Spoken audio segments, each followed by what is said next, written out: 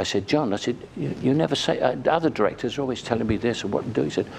He said, you get paid a lot of money for doing this, Michael. He said, you don't need me to tell you what to do. At 92, Michael Caine is speaking his mind. The legendary actor just revealed 7 actors he absolutely couldn't stand working with. After decades in Hollywood, his brutally honest confessions are shaking things up. From on-set tension to clashing egos, Caine's no-holds-barred revelations are turning heads and sparking buzz across the industry. Buckle up, it's raw and real. Sha Connory. Michael Caine and Sha Connory were close friends for over 50 years. They shared many memories, laughs, and experiences both on and off set. Their friendship started when they worked together on The Man Who Would Be King, 1975. But like any relationship, it had its ups and downs. Despite their differences and the challenges they faced, Caine and Connory's bond remained strong.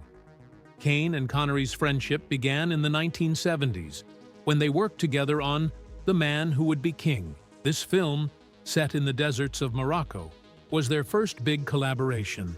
At the time, Connory was already a superstar, famous for playing James Bond. Caine, though successful, was still working to make a name for himself in Hollywood. Both men came from humble backgrounds. Caine was born in London, and Connory was raised in a working-class family in Edinburgh.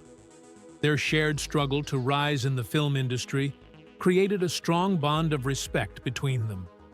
Over the years, they became great friends, often talking about their careers and personal lives. Caine even visited Connory in the Bahamas, where Connory had moved to escape the pressures of Hollywood. Even though Caine respected Connory, their working relationship was not always smooth. Connory was known for his perfectionism. He wanted everything to be just right, and would push himself and others to do their best. For Caine, who had a more relaxed approach to acting, this perfectionism could be difficult. Caine preferred a more natural, flexible style of acting, where he could let the character grow during the scene. But Connory's need for perfection sometimes made the set feel tense and uncomfortable. Caine often found it frustrating when Connory insisted on getting every detail right, no matter how small. But Caine understood that Connory's perfectionism came from his deep care for his work. Connory wanted to make sure every role he played was perfect, and this dedication was part of what made him great. Even though Caine didn't always agree with this approach, he recognized it as part of Connory's talent. Things were not always easy for Connory. Over the years, he became frustrated with Hollywood, especially being typecast as James Bond. In the 1970s and 1980s, Connory made the decision to leave Hollywood, choosing to live in the Bahamas instead. Many people thought he was done with acting for good. Hollywood was changing, and Connory didn't want to be a part of it anymore. Caine understood why Connory wanted to step away. He knew how exhausting fame could be. Caine often defended Connory when others criticized him for leaving. For Caine, Connory's decision was not about quitting. It was about finding peace and living a quieter life. Despite their differences and frustrations, Caine and Connory's friendship survived. They remained close, often staying in touch and supporting each other. Caine admired Connory for his talent and the wisdom he had gained from his years in Hollywood. When Connory passed away in 2020, Caine was deeply saddened. He remembered Connory as a brilliant actor and a great friend. Caine often spoke about how Connory had always been there for him through good times and bad. Their friendship, built on respect and understanding, lasted until the end. In the end, Caine and Connory's relationship shows that even in the high-pressure world of Hollywood, true friendships can form. Despite their challenges, they respected each other deeply, and their bond never broke. John Huston. When Michael Caine joined The Man Who Would Be King, 1975, he had the opportunity to work with one of Hollywood's greatest directors, John Huston. Huston, known for classics like The Maltese Falcon, 1941, and The African Queen, 1951, had an untouchable reputation. However, working with him was not always easy for Caine. Their different styles of working created challenges. Huston's directing method was far more laid back than Caine was used to, and at times it caused frustration. But in the end, Caine came to respect Huston's unique approach to filmmaking. Caine had worked with many directors, but Huston's style was different. Most directors guide their actors through scenes with lots of instructions. However, Huston was known as a one-line director. He didn't give detailed guidance. Caine, who liked to have a clear plan for his scenes, found this challenging. Huston would often offer minimal direction, like, "Do it like this," or "Try it again," but bigger. This lack of direction left Caine uncertain. He was used to having more detailed discussions with directors about his character and the scenes, but Huston's approach left him guessing about what Huston wanted from him. At first, Caine struggled with this style. He often second-guessed himself and wondered if Huston was happy with his work. As time passed, Caine began to understand why Huston worked this way. He realized that Huston wasn't being lazy. Instead, Huston trusted his actors to bring their creativity into the scene. Huston believed that if you cast the right actors, they didn't need to be told what to do every step of the way. This was a big shift for Caine. He had always been used to working with directors who provided more direction. But now, with Huston's style, Caine had more space to make decisions on his own. He started to realize that Huston's approach allowed him to bring something more natural and authentic to his performance. Instead of feeling controlled, Caine felt free to explore his character. Eventually, Caine began to embrace Huston's style. He saw the value in letting actors have more freedom to shape their roles. Huston trusted his cast to make decisions, which led to more genuine performances. Caine appreciated that Huston didn't try to control every detail. He realized that this trust in actors made the film feel more real and organic. Though their working styles were different, Caine never lost respect for Huston. He understood that Huston's way of directing was part of what made him a legendary filmmaker. Huston's films were known for their depth and realism, and much of that came from his approach of letting actors guide their performances. In the end, Caine came to appreciate the lessons he learned from working with Huston. The experience taught him that sometimes less direction can lead to more powerful results. He also learned the importance of trusting his own instincts as an actor. Despite the challenges, their collaboration on The Man Who Would Be King was ultimately rewarding. Caine's relationship with Huston shows that even with different working styles, respect and trust can lead to great results. Christopher Lee. Michael Caine and Christopher Lee were both giants in the film industry, known for their incredible talents and larger-than-life screen presence. Over the years, they appeared in several films together, including The Man Who Would Be King, 1975. Based on Rudyard Kipling's novella, the film tells the story of two British soldiers who become kings in a faraway land. While Caine and Lee had great moments on screen, their off-screen relationship was more complicated due to their different approaches to acting. Despite their differences, Caine always recognized Lee's immense talent and his lasting impact on cinema. Caine and Lee's first major collaboration was in The Man Who Would Be King. The film, directed by the legendary John Huston, starred Caine and Sha Connory as the two British soldiers. Lee played a smaller but crucial role as a priest who becomes involved in the soldiers' adventure. While their screen time together wasn't long, the dynamic between Caine and Lee was important in shaping the atmosphere of the film.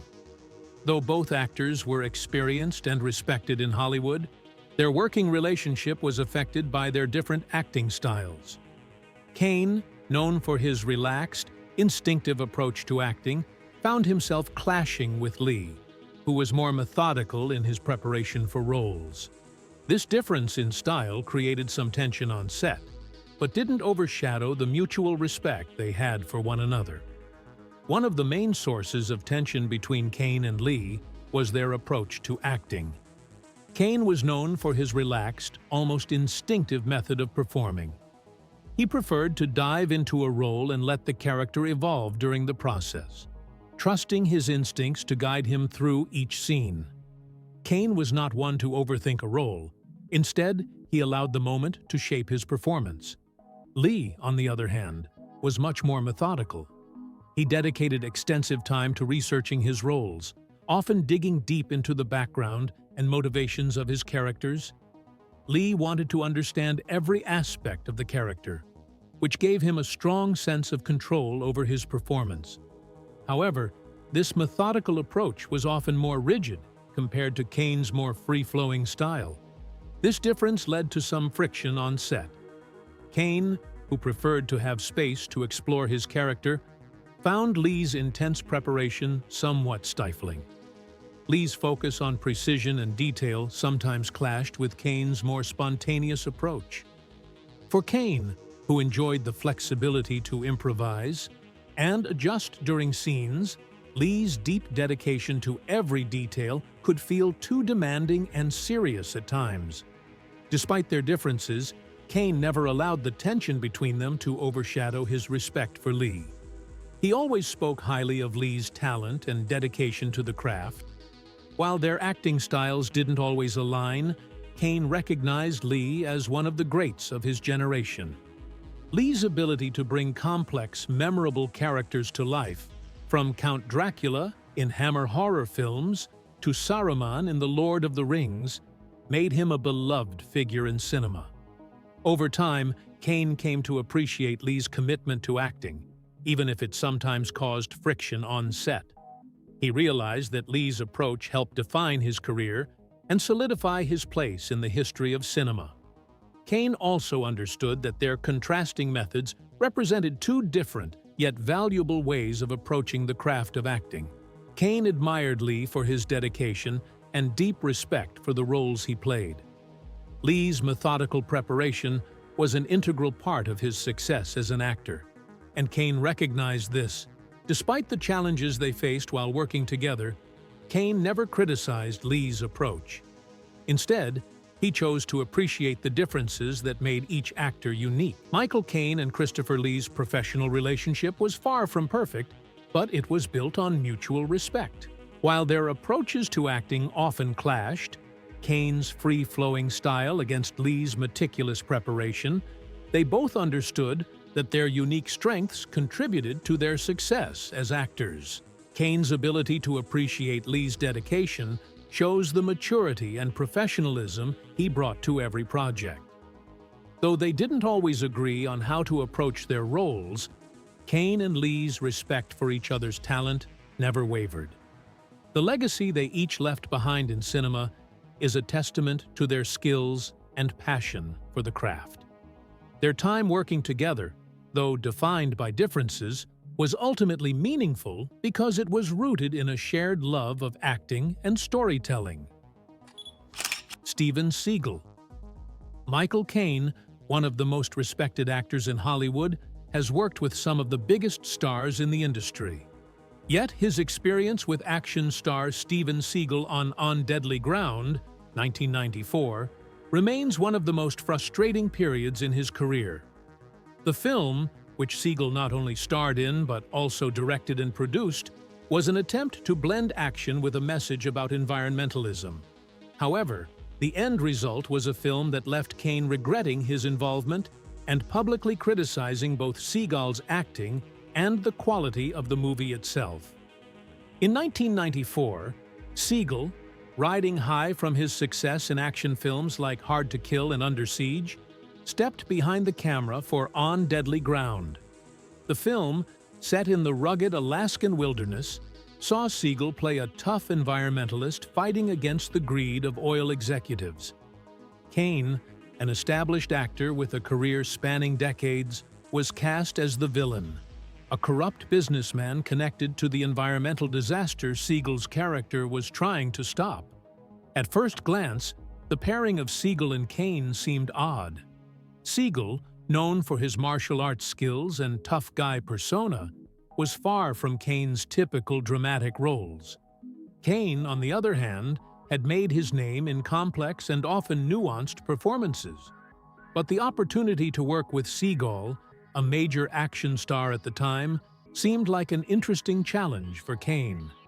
Little did he know, the experience would soon turn into one he would rather forget. From the moment they started filming, Caine found himself at odds with Seagull. The biggest issue Caine had was with Seagull's acting style. Seagull, known more for his physical presence than for his emotional range, wasn't the kind of actor Caine was used to working with. Caine, who had built his career on subtlety and emotional depth, found Seagull's performance stiff and lacking in nuance. But it wasn't just Seagull's acting that bothered Caine, it was the entire direction of the film. Seagull not only starred in the film, but also served as its director and producer. Caine, a seasoned actor who had worked with some of the best directors in Hollywood, felt frustrated by Seagull's leadership. Seagull's control over the project left little room for collaboration, and Caine felt that the film lacked the direction and quality he expected from a project he had joined. The result was a movie that failed to impress both critics and audiences. On Deadly Ground became a box office disappointment and received harsh reviews. Caine, who had hoped to bring something more to the role of the villain, was left feeling let down by both the film and his co-star's performance. As the film hit theaters, it became clear that it didn't live up to the high standards Caine had set for his own work.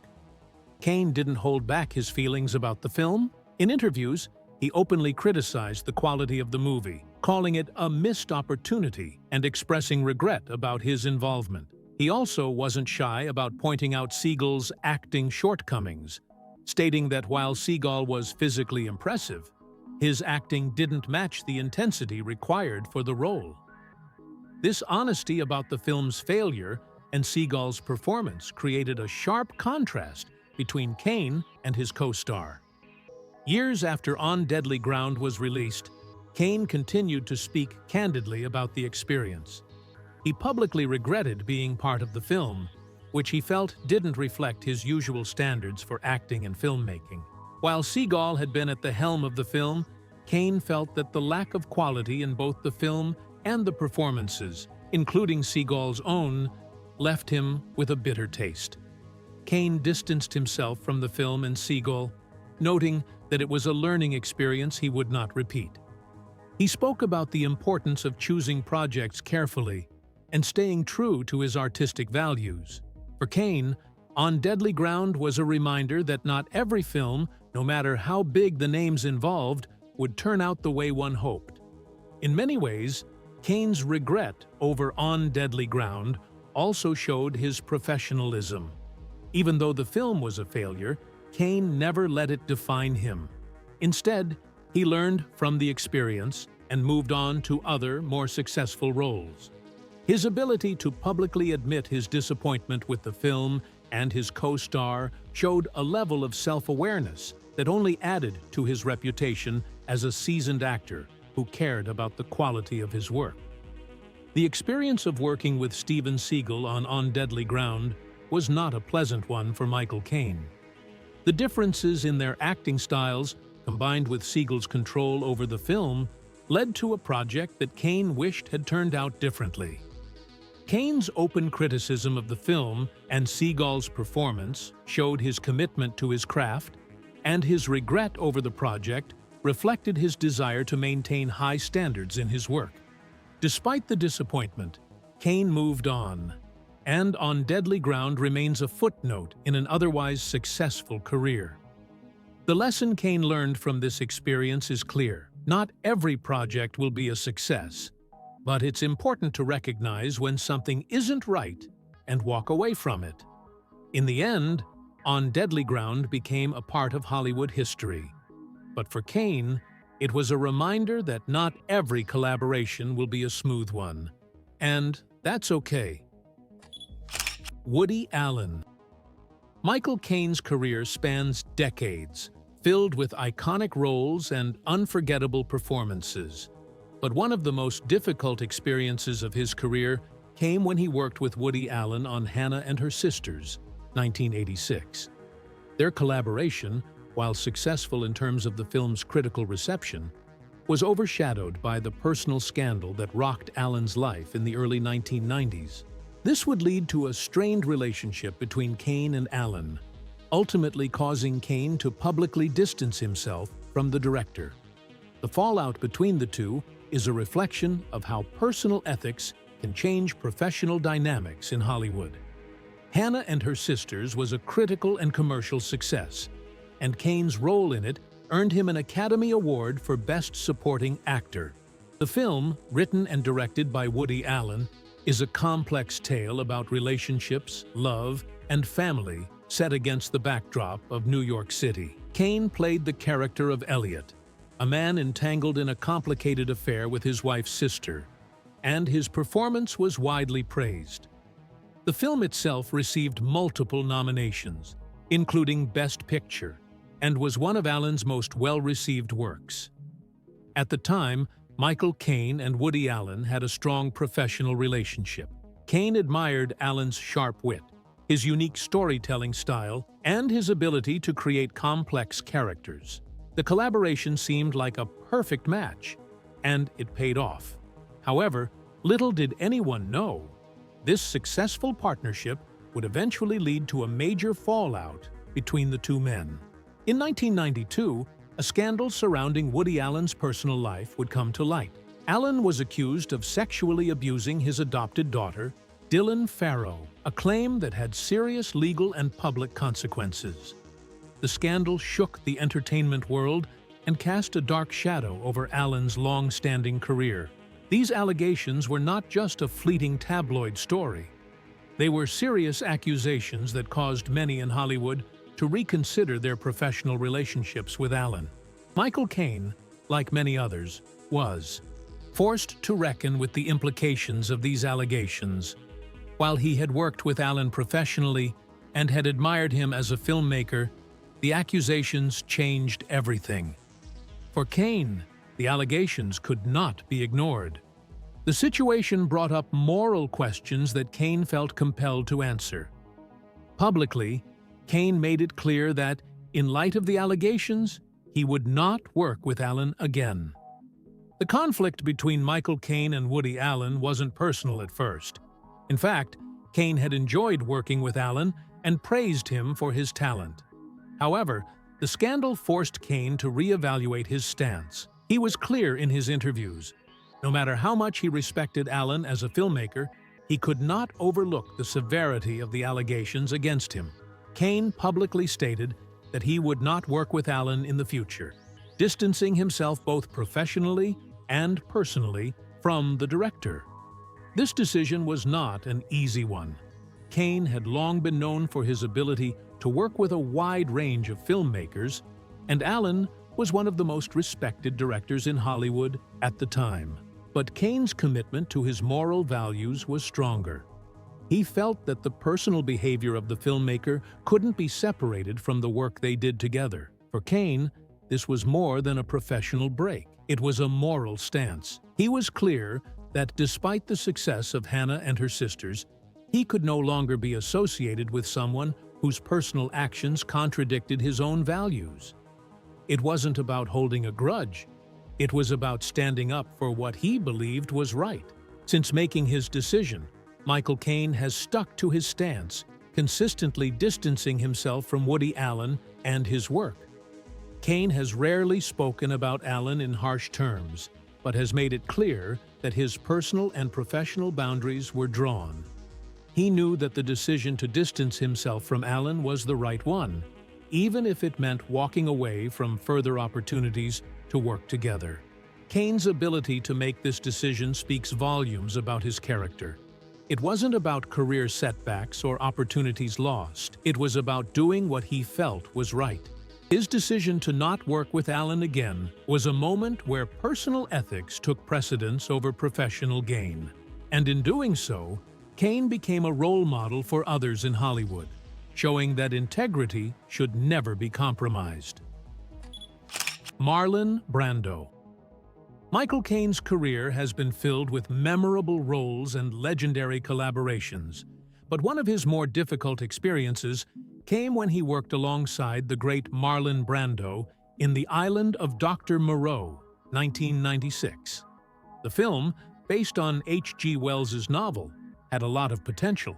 However, behind the scenes, it became infamous for its chaotic production, much of which was caused by Brando's eccentric behavior.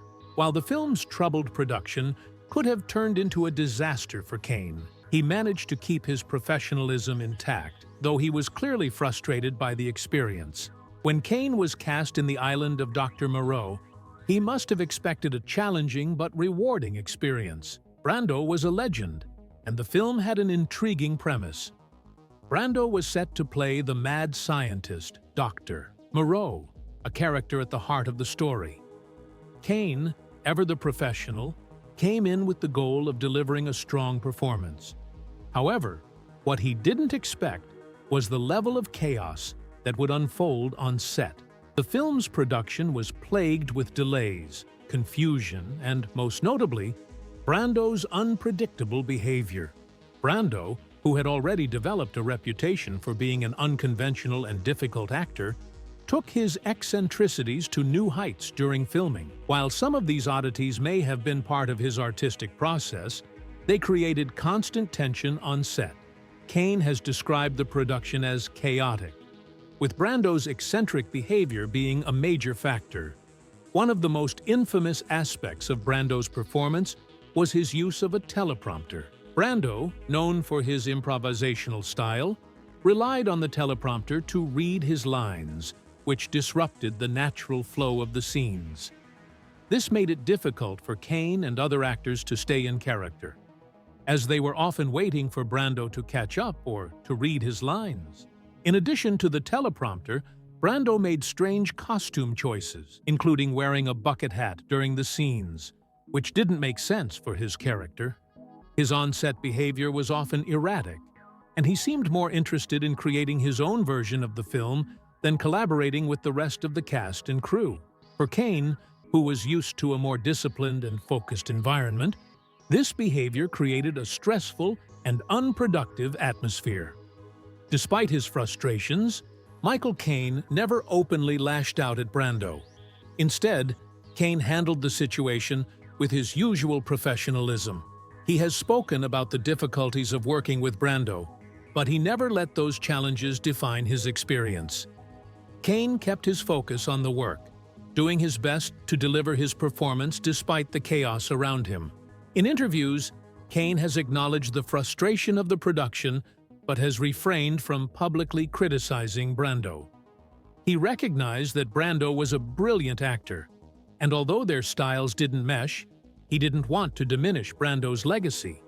Caine's decision to handle the situation with grace and avoid public conflict shows his commitment to his craft and his respect for the industry. Jack Nicholson. Michael Caine has had an incredible career, working with some of Hollywood's biggest stars. One of his more difficult collaborations, however, came when he worked alongside Jack Nicholson in The Last Tycoon, 1976. Despite both actors being known for their talent and charisma, their time together on set was far from smooth. Caine has spoken openly about the challenges he faced while working with Nicholson, especially due to Nicholson's unpredictable behavior. Their professional relationship, marked by tension, ultimately ended with them not working together again. The Last Tycoon, directed by Elia Kazan, is a film set in the glamorous yet often cruel world of Hollywood during the 1930s. It stars Robert De Niro as a young studio head and features Michael Caine and Jack Nicholson in supporting roles. Caine played the role of a British writer, and Nicholson portrayed a film producer, two characters deeply embedded in the cutthroat entertainment industry. At first, the idea of Caine and Nicholson working together seemed like a winning combination. Both actors were respected for their unique talents, and the film had a strong script with themes that resonated with many in Hollywood. However, the reality of working together was a bit more complicated. Caine has described The Last Tycoon production as chaotic, largely due to Nicholson's unpredictable behavior on set. Nicholson, famous for his unconventional style and willingness to improvise, had a different approach to acting compared to Caine. While Caine preferred a more organized and focused set, Nicholson's improvisational style often disrupted the flow of the scenes. Nicholson would sometimes change his lines or throw in unexpected actions, which left Caine and others feeling unsure of what was going to happen next. Caine, known for his methodical preparation and professionalism, found Nicholson's free-spirited approach challenging. This unpredictability made it difficult for Caine to build a consistent performance, as he was always trying to adjust to Nicholson's mood and actions. In interviews, Caine has openly mentioned how these issues created tension between them. Nicholson's ability to steer a scene in a completely different direction left Caine frustrated, as it was hard for him to engage in the same creative flow. As a result, their working relationship became strained, making the production process less enjoyable for Caine. The conflict during the making of The Last Tycoon was significant enough that Caine has never worked with Nicholson again. Despite the challenges they faced, Caine has never been openly harsh about Nicholson. He has often said that while Nicholson's behavior was difficult to deal with, he still respected Nicholson's talent as an actor. However, their differing approaches to acting meant they never found the right chemistry to work together again. After The Last Tycoon, Caine chose not to pursue future collaborations with Nicholson. While he has refrained from making negative comments about Nicholson, he hasn't been enthusiastic about discussing their time on set either. This lack of follow-up projects speaks volumes about the personal and professional differences that existed between the two actors. Michael Caine's unfiltered truth reminds us that even legends have their limits. Love him or hate him, he's earned the right to speak his mind. Want more behind-the-scenes drama and Hollywood confessions? Hit follow and never miss a reveal.